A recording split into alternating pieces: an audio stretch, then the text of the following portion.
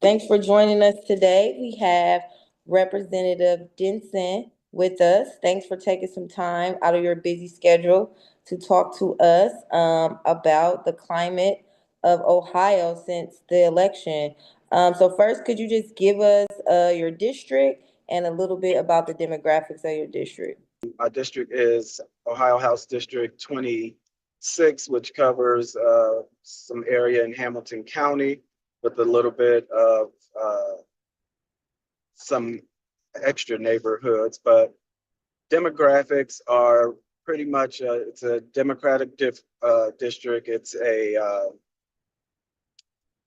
heavily Caucasian district, which was different from my district in the past General Assembly, but you get a little bit of everybody in our district, all the way from the suburban lifestyles to the urban city lifestyle. So we are faced with our district with a lot of different issues coming from constituents, but overall, it keeps us busy.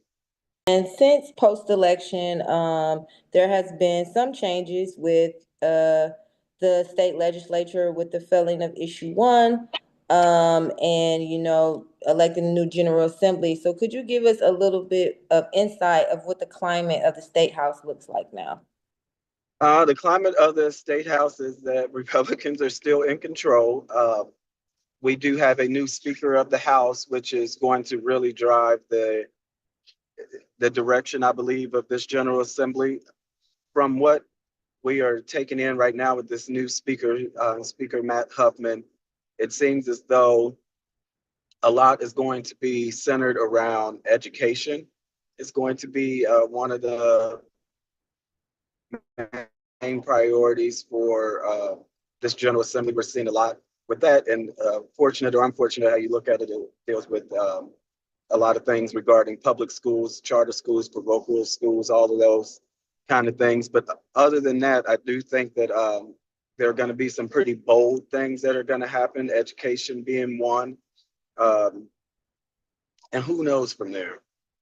Given that you feel Huffman will have a bold agenda, a lot of things that have been going on in the previous General Assembly had to do with energy freedom, a lot of things to do with agriculture.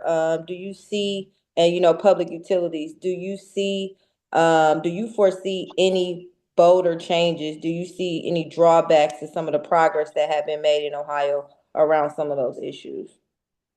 It's too early to tell, but from what I will speculate is that we have made a lot of progress.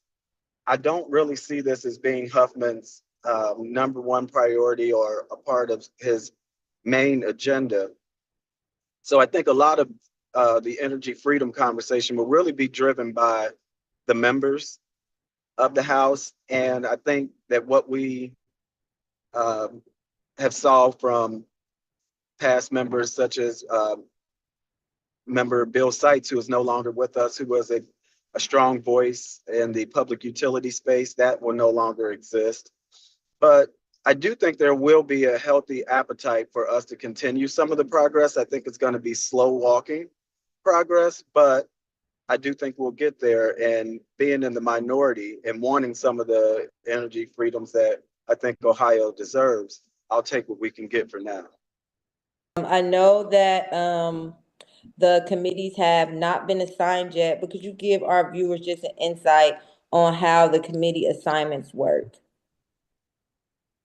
The committee assignments the committees have changed. We literally just yesterday received what those committees were going to be. I have requested from our minority leader to be on the arts committee. I've requested to be on the public utilities committee and the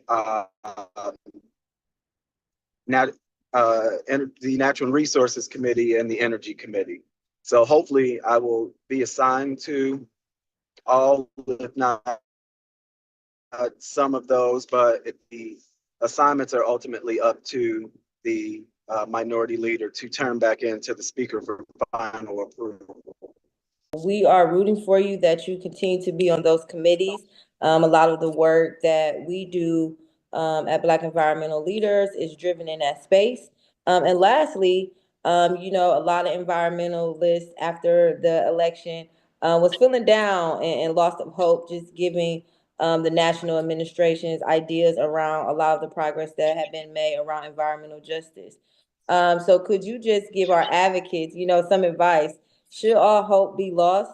And what should we be doing to continue to move the work forward, given the change in the state and federal legislatures and Congress? No, I don't think all hope is lost. I think it's time to, really pay attention to lean in to look forward to the next elections to make sure that we're putting folks back in these seats that actually is going to be standing up for environmental justice.